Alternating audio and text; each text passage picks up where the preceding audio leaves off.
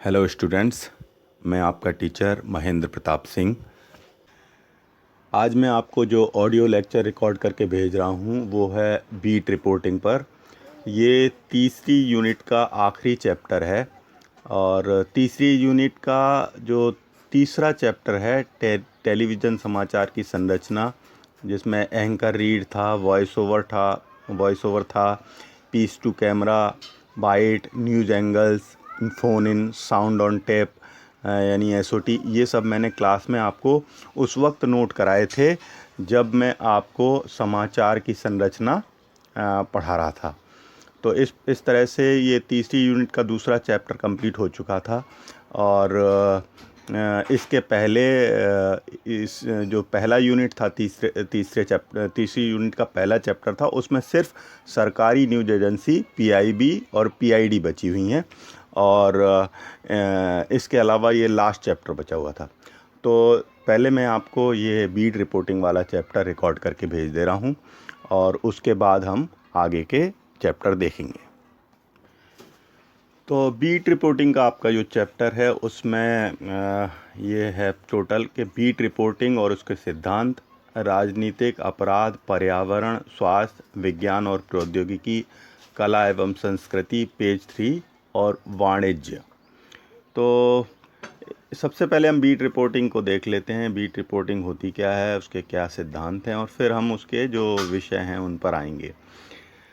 तो जैसा कि आप सभी जानते हैं कि विषयों के आधार पर ख़बरें कई प्रकार की होती हैं, जैसे कि राजनीतिक, आर्थिक, खेल जगत की, कला एवं संस्कृति की, विज्ञान एवं प्रौद्योगिकी क्षेत्र की, पर्यावरण की, हेल्थ की।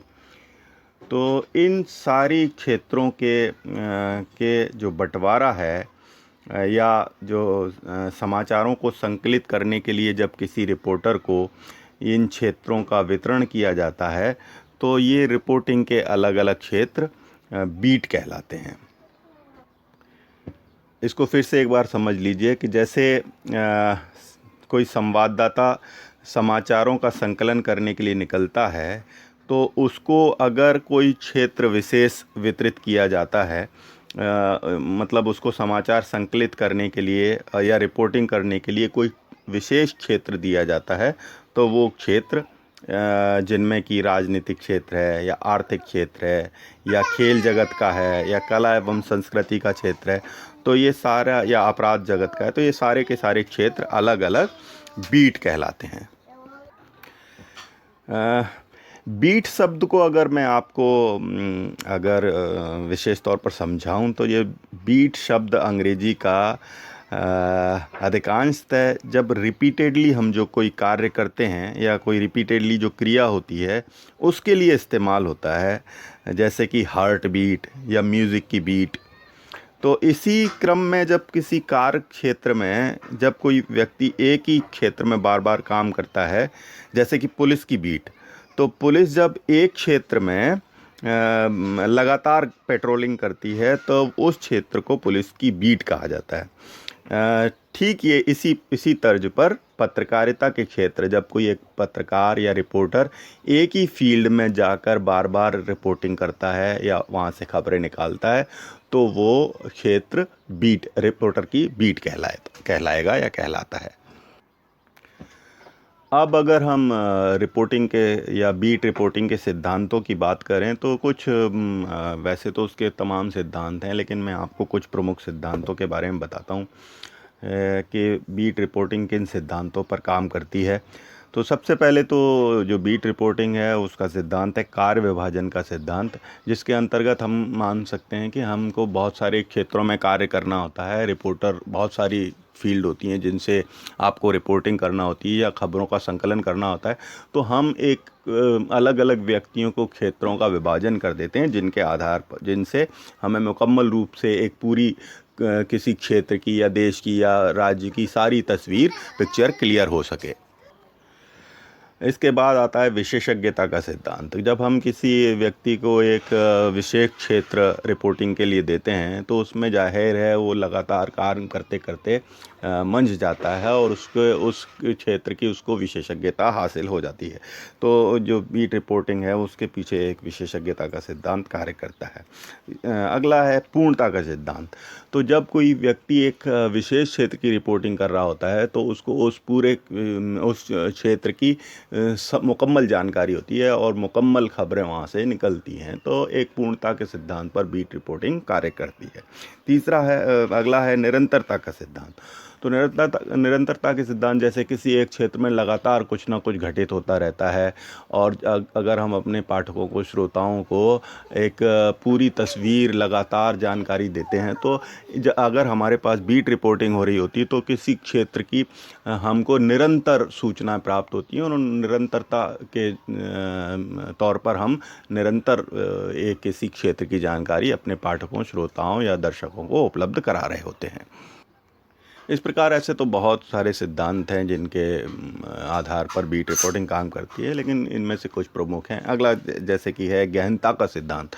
तो जब कोई बीट रिपोर्टिंग के आधार पर रिपोर्टिंग या पत्रकारिता हो रही होती है तो हम देखते हैं कि किसी क्षेत्र विशेष की जो रिपोर्टिंग है वो बहुत गहन तरीके से होती है। जैसे अगर सारे लोग सभी खबरें कर रहे होंगे तो कोई उनके अंदर सारी समग्र जानकारी नहीं होगी, लेकिन अगर कोई एक विशेष संवाददाता है एक विशेष क्षेत्र के लिए तो उसको एक गहन या जिसको कहना चाहिए बहुत डीप उसकी सूचनाएं प्राप्त होती हैं और उसके आधार पर वो अच्छी खबरें और ज़्यादा विशद जानकारी के साथ निकाल सकता है। तो ये कुछ प्रमुख सिद्धांत हैं जिनके आधार पर बीट रिपोर्टिंग कार्य करती है।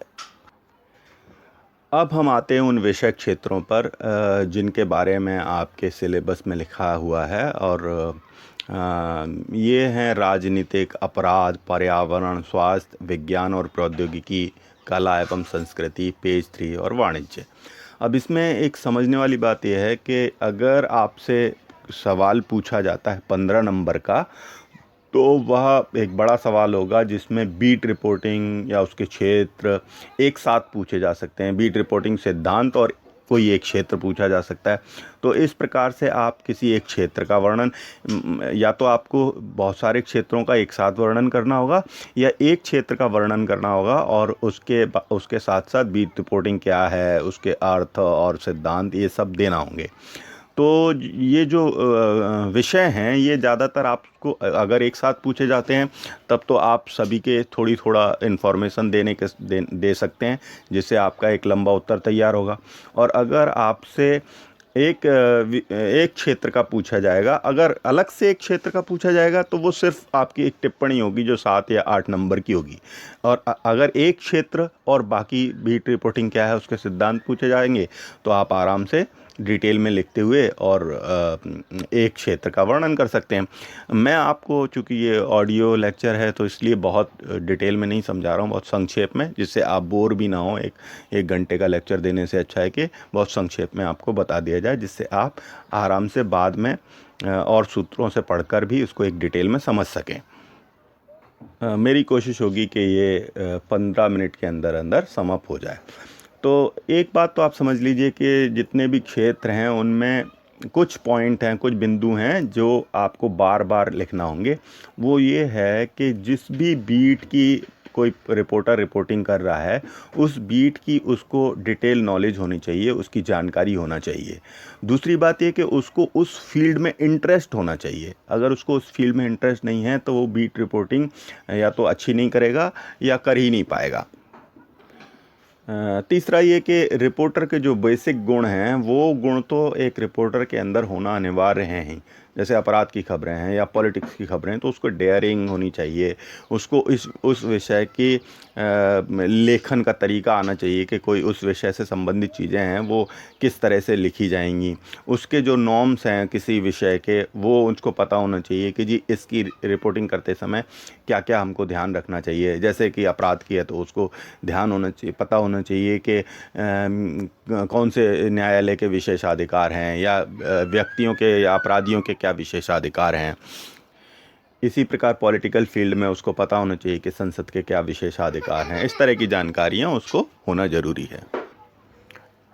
यानी उसे लेखन का तरीका आना चाहिए और इसके साथ साथ उसे भाषा, जिस भाषा में वो रिपोर्टिंग कर रहा है, जिस भाषा के चैनल या अखबार के लिए रिपोर्टिंग कर रहा है, उस भाषा का उसको ज्ञान होना चाहिए कि जी कैसे शब्दावली क्या होगी, कैसे शुद्ध हिंदी क्या है या मानक भाषा क्या है, वो सारी चीज़ें उसको जानकारी होनी चाहिए। तो ये तो बेसिक जो रिपोर्टिंग के सिद्धांत है वो हर बीट पर भी काम करेंगे। अब एक एक करके हम क्षेत्रों पर चर्चा कर लेते हैं। जैसे राजनीतिक क्षेत्र है, तो राजनीति का जो रिपोर्टिंग है वो एक व्यापक और विस्तृत विषय है। तो राजनीतिक जो रिपोर्टर है उसको बहुत गहनता से राजनीतिक क्षेत्र की जानकारी होनी चाहिए। जैसे अगर किसी देश की राजनीति की वो बात कर रहा है तो उसके राजनीति का इतिहास, उसको राजनीतिक दलों का इतिहास, जो राजनीतिक परंपराएं हैं, राजनीतिक घटनाएं हैं, उनकी उसको जानकारी होना चाहिए। साथ ही साथ अगर वो जिस भी स्तर का, लोकल स्तर का या राज्य स्तर का या राष्ट्रीय स्तर का अगर रिपोर्टर है, तो उसको इन तीनों स्तरों की जो राजनीतिक गतिविधियां हैं उनकी जानकारी होना चाहिए। राजनीतिक समीकरण उसको पता होना चाहिए, चुनावी इतिहास उसको पता होना चाहिए, विभिन्न नेता किस क्षेत्र में कौन से बड़े नेता सक्रिय हैं उन सब की उसको जानकारी होना चाहिए। राजनीतिक समीकरणों के बारे में जानकारी होना चाहिए, किस राजनीतिक दल का किस राजनीतिक दल के साथ अच्छा रिश्ता है या बुरा रिश्ता है उसकी जानकारी, नेताओं के जो बैकग्राउंड है उसकी जानकारी होना चाहिए। तो इस प्रकार से उसको पूरी डिटेल गणित उसको राजनीतिक क्षेत्र का पता होना चाहिए। और साथ ही उसको ये भी जानकारी होना चाहिए कि जी किस राजनीतिक दल का प्रवक्ता कौन है, उसका दफ्तर कहाँ है, उसके जो संपर्क सूत्र हैं वो कैसे हैं, किस राजनीतिक दल का पीआरओ कौन है, इस तरह की सारी डिटेल उसको जानकारी होना चाहिए। और उसका जब वो फील्ड में निकलता है तो उसको निरंतर राजनेताओं से और उस क्षेत्र के जो सक्रिय लोग हैं उनके बारे में उसको जानकारी रखना चाहिए, उनके साथ संपर्क बनाने की कोशिश करना चाहिए, जिससे कि उसको लगातार उस क्षेत्र की खबरें प्राप्त हो सकें।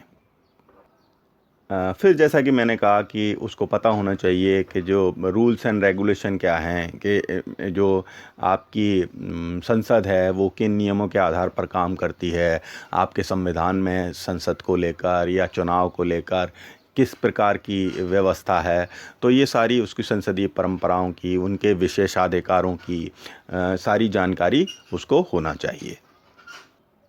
अब हम आते हैं अपराध पर। तो अपराध पर भी यही लागू होता है कि एक जो बीट रिपोर्टिंग अपराध क्षेत्र की व्यक्ति कर रहा है उसको एक तो बहुत डेयरिंग होना चाहिए राजनीतिक क्षेत्र, जो अपराध क्षेत्र है उसमें, क्योंकि उसमें उसको क्रिमिनल से वास्ता पड़ेगा, पुलिस वालों से उसका वास्ता पड़ेगा, उनके साथ काम करना पड़ेगा।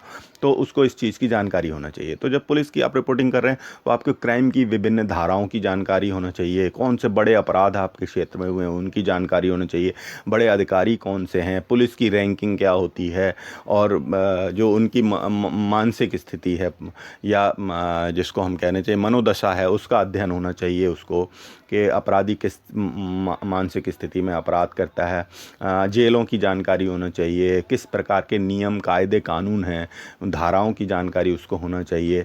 तो ये सारी चीज़ें उसको, और उसको ये भी पता होना चाहिए कि जी अगर कोई अपराधी पकड़ा गया है तो उस रिपोर्टिंग के दौरान आपके उसको उसकी किस तरह की आप रिपोर्टिंग कर सकते हैं, बच्चों की अपराध को लेकर आप क्या करेंगे, उनकी अपराधियों की जब रिपोर्टिंग करेंगे तो किन अपराधियों की आपको सूचनाएं सार्वजनिक करनी है, किन की छुपानी है, इन सब के बारे में। जैसे कि रेप पीड़िता का आप नाम जो जानकारी है, सूचना है, उसको छुपाते हैं, उसकी व्यक्तिगत सूचनाओं को। तो इस तरह की चीज़ें, बच्चों के कुछ विशेषाधिकार होते हैं वो आपको सब पता होना चाहिए, न्यायालय के विशेषाधिकार होते हैं उनकी जानकारी होना चाहिए। तो ये सारी चीज़ें, और चूँकि क्राइम बहुत संवेदनशील क्षेत्र है तो रिपोर्टिंग करते समय बहुत सावधानी बरतनी चाहिए, अपनी सुरक्षा का भी ख्याल रखना चाहिए, और सामने वाले जो अपराधी है जिससे आप मिल रहे हैं उसकी मनोदशा का भी आप ध्यान रखें, जिससे कि आप उसके आक्रामकता का शिकार ना हो। इस तरह बहुत सहज और संतुलित रहकर रिपोर्टिंग करनी चाहिए। बहुत संक्षेप में मैं और थोड़ा सा बता देता हूँ कि जैसे पर्यावरण, अब इसी प्रकार पर्यावरण की रिपोर्टिंग है तो उसमें जो पर्यावरण से संबंधित जानकारी होनी चाहिए, ओजोन लेयर क्या है, किस किस प्रकार की लेयर हैं, प्रकृति के बारे में जानकारी होनी चाहिए, पेड़ पौधे कौन से हैं, जीव जंतु कौन से हैं, विज्ञान क्षेत्र का उसको थोड़ा जानकारी होनी चाहिए, फिजिक्स, केमिस्ट्री, जूलॉजी, बॉटनी की जानकारी होनी चाहिए, बायोलॉजी की समझ होनी चाहिए, जीव विज्ञान की समझ होनी चाहिए, मनुष्य की संरचना का पता होना चाहिए, किस प्रकार कौन कौन सी चीज़ें जो वातावरण को प्रदूषित करने वाले कौन से तत्व हैं, उनका नुकसान क्या होता है, उनसे बचने का तरीका, मानसून के बारे में, मौसमों के, वायुमंडल के बारे में, इन सारी चीज़ों की उसको कृषि के जगत का उसको ज्ञान होना चाहिए। इस तरह उसको नॉलेज होनी चाहिए, तब वो पर्यावरण की ठीक से रिपोर्टिंग कर सकता है। साथ ही उसको ये भी जानकारी होनी चाहिए कि पर्यावरण से संबंधित रिपोर्टें कहाँ से निकल रही हैं, पर्यावरण को लेकर क्या रिसर्च चल रही है, कौन कौन से संस्थान हैं, एनजीओज़ हैं जो पर्यावरण के लिए कार्य कर रहे हैं, तो उनसे रिलेटेड उसको नॉलेज होना चाहिए स्रोत की। फिर अगला इसमें दिया है कि स्वास्थ्य की रिपोर्टिंग, स्वास्थ्य या हेल्थ बीट रिपोर्टिंग। तो उसमें हेल्थ बीट रिपोर्टिंग में फिर मैं कहूँगा कि जैसे उसको शरीर विज्ञान की थोड़ी जानकारी हो चाहिए, जूलॉजी बायोलॉजी का ज्ञान होना चाहिए, बीमारियों की हिस्ट्री पता होनी चाहिए, जो विभिन्न प्रकार के वायरस हैं, बैक्टीरिया हैं, उनके बारे में जानकारी होनी चाहिए। और चूँकि ये जो आपको स्वास्थ्य का डिपार्टमेंट है, तो ज़्यादातर अस्पतालों से, जो स्वास्थ्य के लिए काम करने वाले एनजीओज़ हैं, इनसे आपको रिपोर्टिंग हो, इनसे खबरें निकलेंगी, तो इनके संपर्क में रहना चाहिए। और इसकी रिपोर्टिंग भी बहुत सावधानी से करनी चाहिए, क्योंकि मरीजों के साथ आप व्यवहार कर रहे हैं, तो एक तो आप खुद भी संक्रमण के शिकार हो सकते हैं, और दूसरा इमोशनल भी रहता है, मरीज परेशान होते हैं, उनके जो परिजन हैं वो परेशान हो रहे होते हैं, तो उनको आप बहुत संवेदनशीलता के साथ रिपोर्टिंग करना चाहिए। उनके मरीजों के राइट्स का पता होना चाहिए था, डॉक्टर्स के राइट्स का आपको पता होना चाहिए, अस्पतालों के नियमों, कायदों, कानूनों सबकी जानकारी होनी चाहिए। और आपको निरंतर कोशिश करनी चाहिए कि कुछ ऐसी स्वास्थ्य की, सिर्फ ना किसी बीमारियों की, बल्कि उनसे जुड़े उपचारों की, उनकी जो व्यवस्थाएं हैं, लगातार जो लोग उसके लिए काम कर रहे हैं, वो किन किन नए उपकरणों के साथ काम कर रहे हैं, या क्या क्या नई उससे जुड़ी हुई इन्वेंशन हो रहा है, उन सब की जानकारी होना चाहिए। और आप डिटेल में अंदर की खबरें, व्यवस्था की खबरें, वो आप रिपोर्टिंग करें स्वास्थ्य बीट के अंदर। फिर इसमें दिया हुआ है विज्ञान और प्रौद्योगिकी के क्षेत्र में। तो ये भी एक बहुत विस्तृत क्षेत्र है, और पिछले कुछ दिनों में हम देख रहे हैं कि टीवी जैसे या पत्रकारिता में इस चीज़ को बहुत अवॉइड किया जाता है, और बहुत गलत तरीके से विज्ञान जगत की रिपोर्टिंग होती है। तो इसमें बहुत सावधान होकर विज्ञान के क्षेत्र में, सारे विज्ञान के क्षेत्रों की उनको जानकारी होनी चाहिए, विज्ञान किस तरीके से काम करता है, विज्ञान से जुड़े इन्वेंशन क्या हैं, वैज्ञानिक पद्धतियाँ क्या हैं, हर क्षेत्र में कौन कौन से वैज्ञानिक काम कर रहे हैं, किन किन चीज़ों पर रिसर्च चल रहा है, कौन कौन से बड़े अनुसंधान के जो लैब हैं वो काम कर रही हैं, उनमें क्या क्या हो रहा है, बड़े साइंटिस्ट क्या कर रहे हैं, उनके विचार क्या हैं, उनको लेकर ठीक से रिपोर्टिंग होनी चाहिए। ज़्यादा डिटेल में नहीं जा सकते क्योंकि काफ़ी लंबा हो गया है, 17-18 मिनट का ऑडियो हो गया है।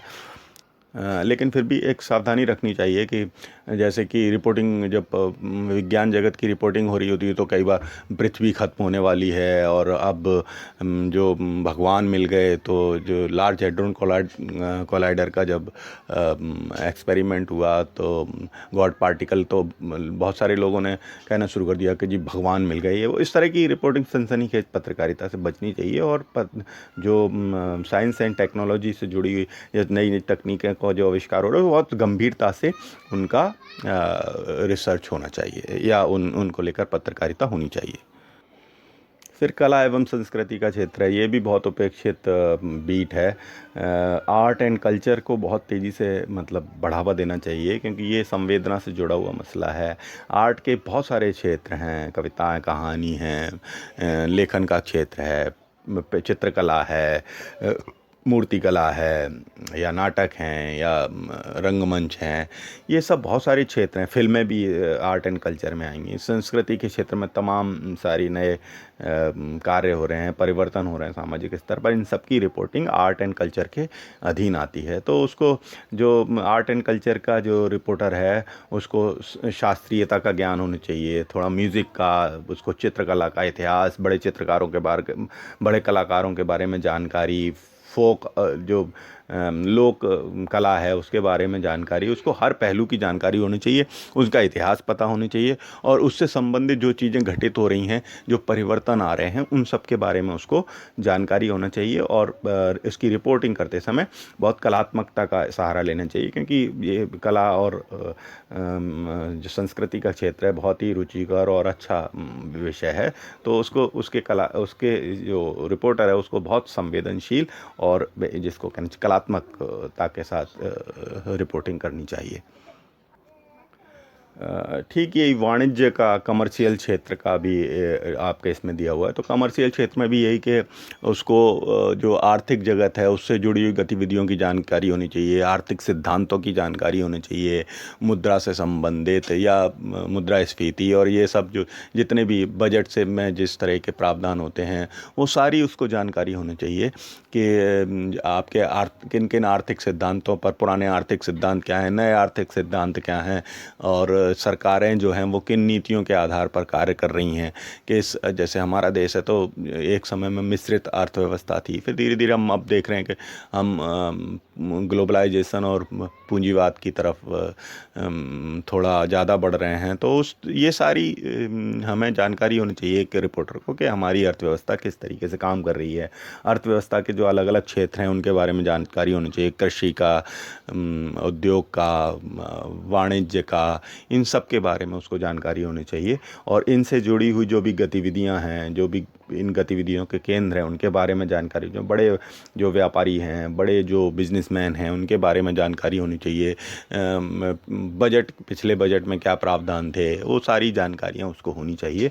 और उसको ये बहुत विशेषज्ञता का क्षेत्र है और सामान्य व्यक्ति को इसकी रिपोर्टिंग करने से बचना चाहिए। और जो वाणिज्य और व्यवसाय या कॉमर्स के क्षेत्र का विद्वान हो या विशेषज्ञ हो उसे ही इस क्षेत्र की रिपोर्टिंग करना चाहिए।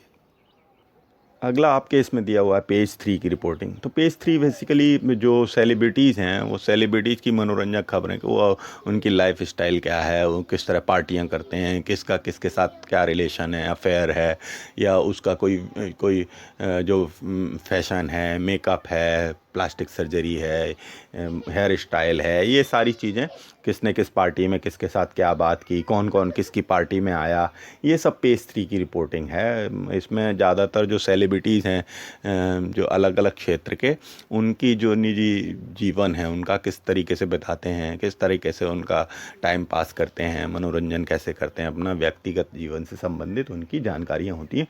तो इसमें इसकी भी विशेषज्ञ बीट रिपोर्टिंग वाले को उस विषय में इंटरेस्ट होना चाहिए, उन लोगों के साथ उनको अच्छे संबंध बनाने की कला आनी चाहिए, उसको व्यवहार कुशल होना चाहिए, उसको व्यावहारिकता आनी चाहिए, इन सेलिब्रिटीज़ के बीच में कैसे बैठना है, उनकी पार्टीज़ कैसे अटेंड करनी है, उनकी खाने पीने की स्टाइल, उनके फैशन का तरीका, वो सारे उसको इंटरेस्ट होना चाहिए। और नए नए उस फील्ड में क्या क्या हो रहा है उसकी उसको समझ होनी चाहिए, तभी वो उस क्षेत्र की रिपोर्टिंग कर सकता है। और क्योंकि उन लोग के बीच में बैठ सकता है, उनके साथ रिलेशनशिप मेंटेन कर सकता है, उस स्टेटस को मेंटेन कर सकता है।